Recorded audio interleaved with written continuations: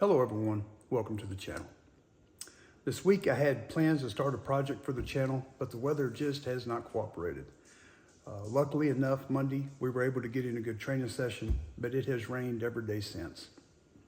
So tonight I'm putting a silicon carbide grip on a Glock 47. I thought I would video that and share it with you guys. What we're going to go over tonight.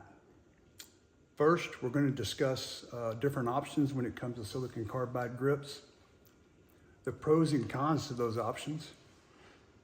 Then we will discuss how to prepare your frame to accept the silicon carbide. We'll go over a parts list. We will discuss how to apply it and then also how to remove it. Okay, so with that, let's get started. When it comes to silicon carbide grips, we have a couple of different options. We have what is known as a semi-permanent option, and then we have those made by like Talon and Handle-It grips, which is, grip tape. Both of them are excellent options. So but let's discuss the differences and the pros and the cons. Here's an example of what we're talking about, a semi-permanent silicon carbide grip. The reason it is considered semi-permanent is because once you put that two-part epoxy onto the plastic, you get a very good bond, and you can get it off. It's just, it's a process, right? So it's not permanent, but it's, like I say, it's time-consuming to get it off. So discussing the pros and the cons of that option. The pros are that it lasts so much longer than the grip tape. It lasts a lot longer than grip tape. Another pro is you can pick how coarse you decide you want your grip to be. There's different grips of silicon carbide, so you can get one that's real coarse, medium, or fine. When it comes to grip tape, you pretty much have the one option. Also, to me, this is a personal preference or a personal pro, is with the epoxy version, it adds just a little bit of size to the grip, so it adds a little bit of girth to it, and me personally, I prefer that. That may be a con to somebody else, so that's something to think about. Okay, so going over the pros, what are the cons? The only con that I can come up with is just the time it takes to apply it, and then when you go to redo it, the time it takes to remove it. But other than that, it's my preferred option. Now, with that being said, we're splitting hairs. I really like the Talon grip tape as well, but I do prefer the silicon carbide, just simply because, like I say, it adds that little bit of size to the grip, and I like that. So, what are the pros to like a Talon grip tape? Okay, the pros are that it's easy to install, right? It's easy to apply to the grip. It's also easy to remove and replace when need be. Okay. Also, another pro, it does not permanently change your firearm in any kind of way. So you take like police officers that have policies that do not allow them, to permanently change the firearm in any kind of way. Well, this may be a great option, for those ladies and gentlemen. Okay, what are the cons? Well, the con is that it just does not last as long. Other than that, man, there are no cons. And this is not a con. This is on the user or the installer. When you put these Talon grip tapes or the Handle-It, whichever ones you use, make sure you follow the instructions. Do it exactly like it tells you. If you will do it correctly, you will get some grip tape on there that will not come off until you get ready to remove it, right? So if you look at these, just let me give you, I don't know if you can see like those wear spots. There's several of those spots on these. And just to talk about the durability of it, we just redid my son's Glock 34 Tuesday, and that grip had been on there for about 3 years. And that gun, for 2 of those years, has been used, pretty heavy, with a lot of shooting and a lot of dry fire. So it held up for 3 years. This set of Talons you see on here And see that wear spot, there's some more on here. So they're wore out, ready to change out. They've been on this 34 for about a year. And this pistol has not been shot just a whole lot. It's been shot a little bit, but it's probably been dry fired more than anything. So if you see about a year, and this is totally going to depend upon, you know, your shooting schedule, how much you shoot, how much you dry fire. If you don't shoot a lot, don't dry fire a lot, these Talon grips would last a long time. Alrighty. We're going to go ahead. I'm going to adjust the camera so I can set it up to give you guys a better view of everything. And while I'm off camera, I'm going to go ahead, disassemble the firearm, and get the frame prepared and ready to accept the silicon carbide. Only reason I'm not videoing that process, I'm trying to make this video as short as possible. There's already a lot of great information out there on that subject, so I just really didn't want to waste your time. All right, guys, let me get this set up, and I'll be right back. Okay, I'm back. You see the grip, you see the frame. You notice all I did to prepare it was I took some of the 120 Dremel wheels and just knocked down all the factory grip that's on the gun, on the front strap, on both sides, and on the back strap. Being very careful not to gouge, making sure you stay flat, making sure around the edges, you know, you're keeping it consistent. Just keep it moving and make sure you're staying consistent and you don't keep it in one spot. Also, don't try to take too much material off. You know, it's your first time doing it. You can always take material off, you know, but you can't add it, as the old saying goes. So, not much to that. It took me about 30 minutes. And then after that, I took some 220 grit sandpaper and just cleaned it up. And then I went ahead and masked it off the way, you know, the lines that I want. So this is the tape that I have found to work the best and not bleed through. It will bleed through a little bit, but it does do pretty well. Okay. So the grip is now, I have to wipe it down again. I contaminated it. But anyway, that's the grip.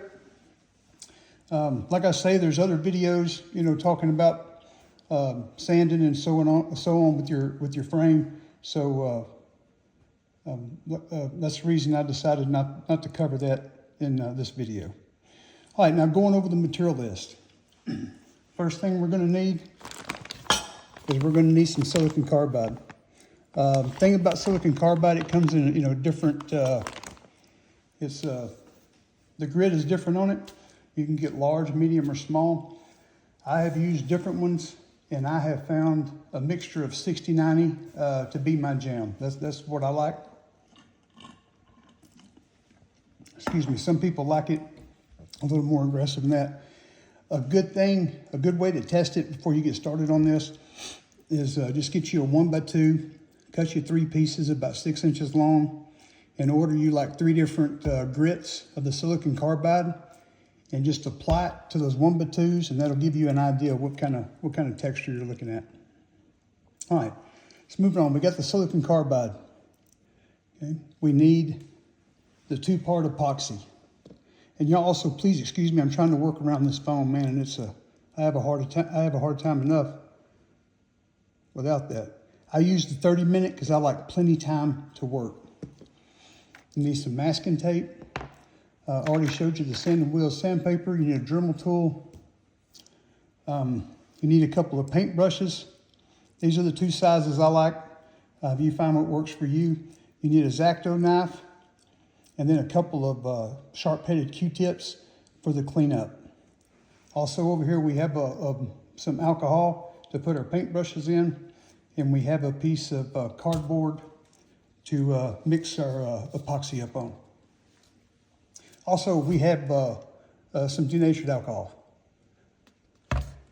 All right, folks, let me get it wiped down again, and we will get to it. Excuse me.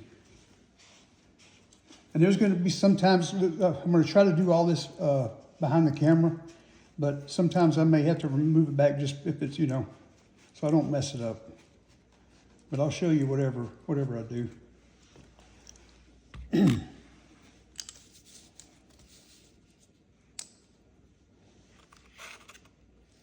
All right, starting out, we're going to mix our epoxy.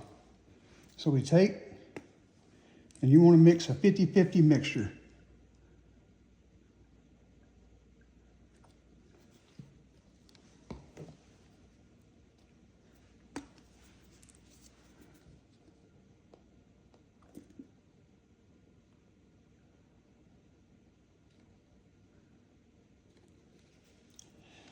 All right, take you a stir stick.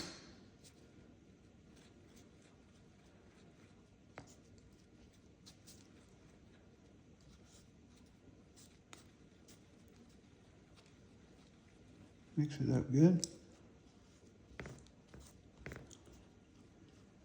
Then we're going to take our paintbrush and we're going to apply it. When you're applying this epoxy, you want to make sure that you give it all around the grip and you want it to be even. You don't want it thick in some places and thin in others. So just make sure you get it on there consistent. What I like to do is go ahead and get a coat all the way around, and then I'll go around and touch it up.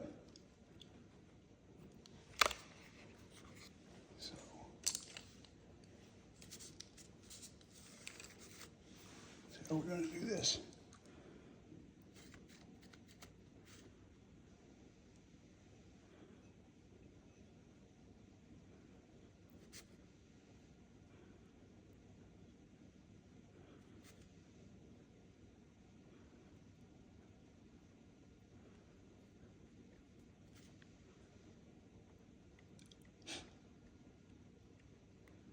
Yeah, I'm doing the best I can, guys. But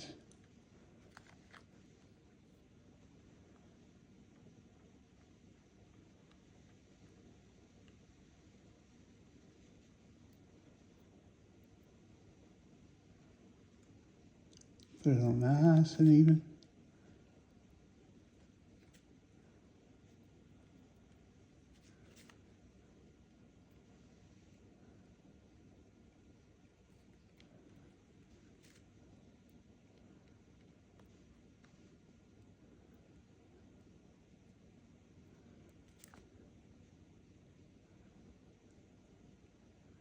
Nice, even coats.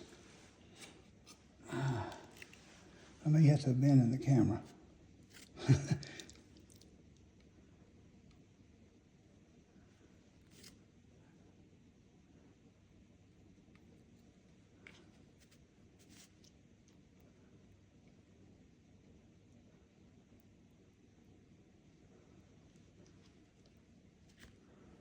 Let's see here. Here we go.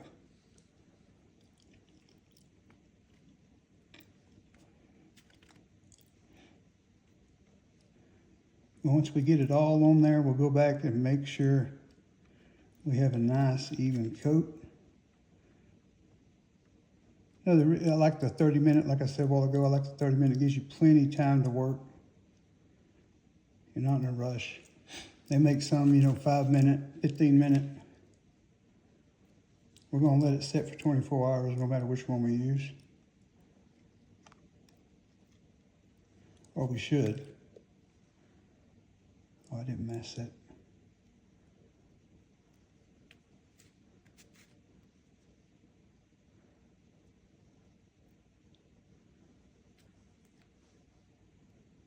I got to do this off camera, guys.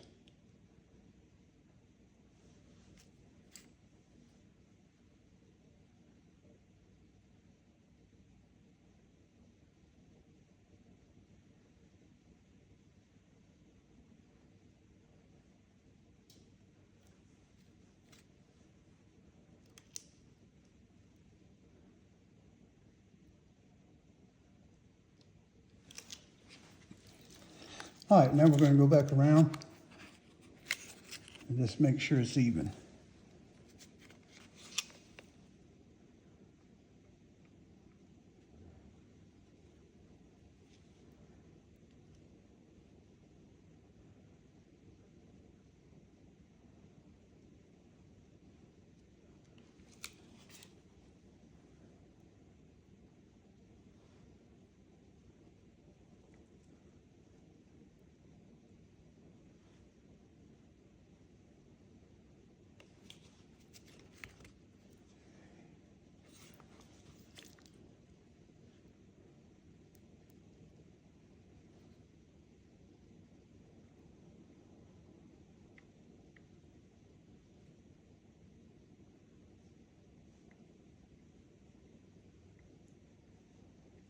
See, that kind of got thick on the bottom there.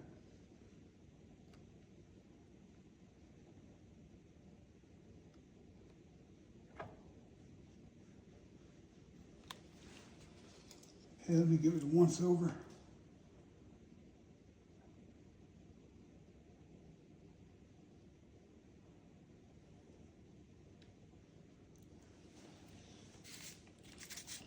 All right, now we're going to dust it with the silicon carbide. We got our bowl. Let me adjust the camera a little bit, guys, so I can get underneath there.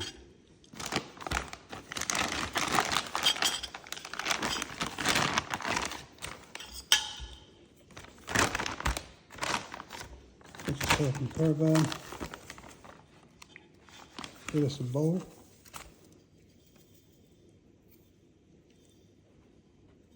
Spray it on there and let it set on that side.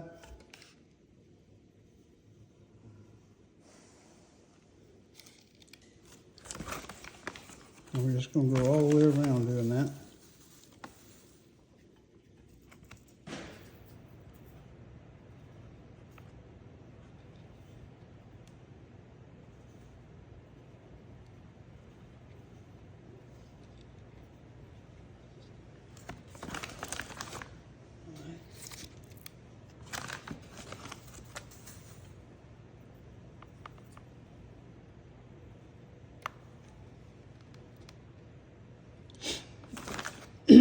All right, so now that we get it coated good, what we're going to do is we're going to wait a little bit, and you're going to look and you're going to see if you get any bleed through with the epoxy.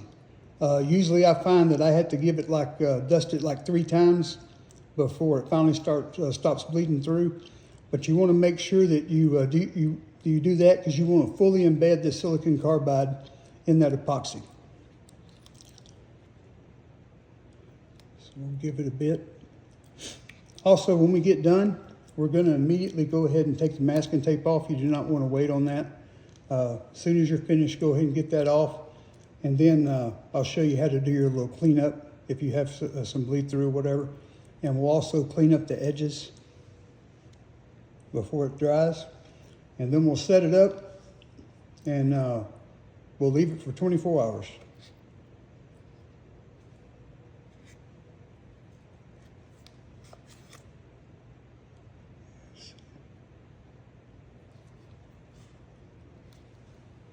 Take it over here, get in the light.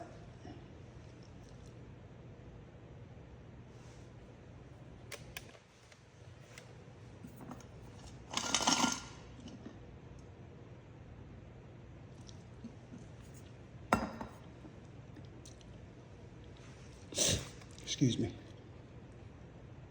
You can see there, you see on that back side there where it's getting shiny, you see where the epoxy's coming through in some places. So we're going to go ahead now and give her another dust.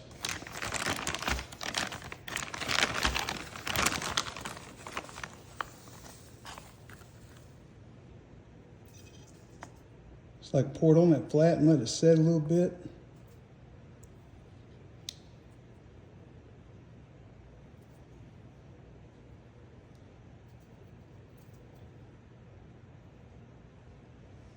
Just go all the way around again.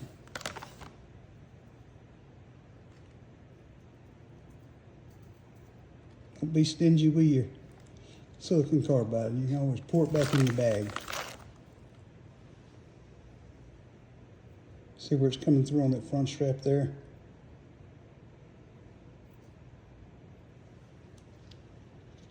All right.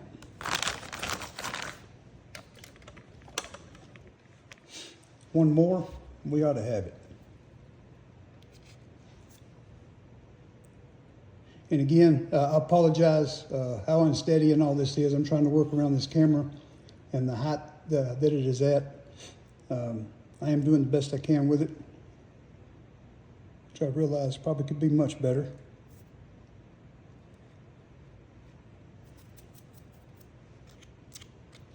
And I go ahead and just cover the top. You don't have to do that.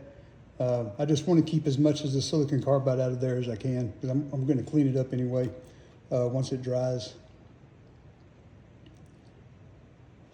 And you can just see, I don't know if you can see those edges, but it is a nice even layer of silicon carbide there.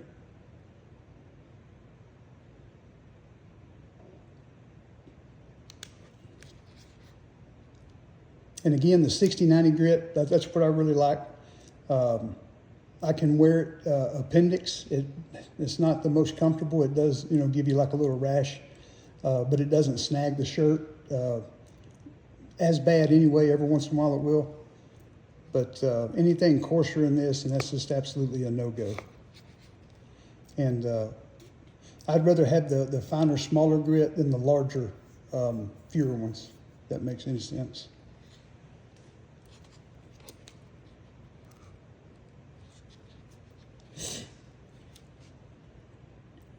Yeah, hopefully the rain will let off next week. I think it's supposed to rain all next week as well. We'll find something to do.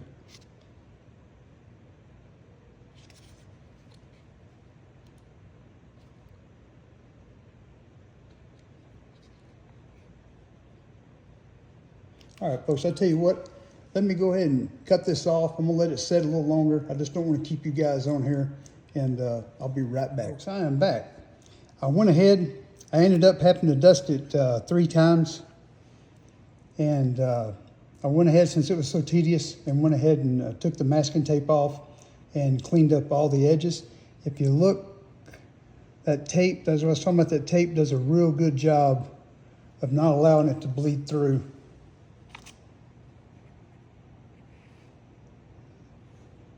So you get some real nice clean lines.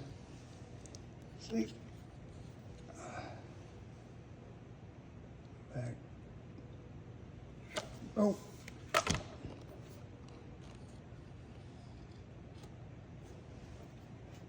Front. All right, folks, that's all I have. I'm gonna let this set up for 24 hours before I mess with it, and then I'll clean it and it should be ready to go. If you have any questions, hit me up in the comments. Thank you for your time. We'll see you next time.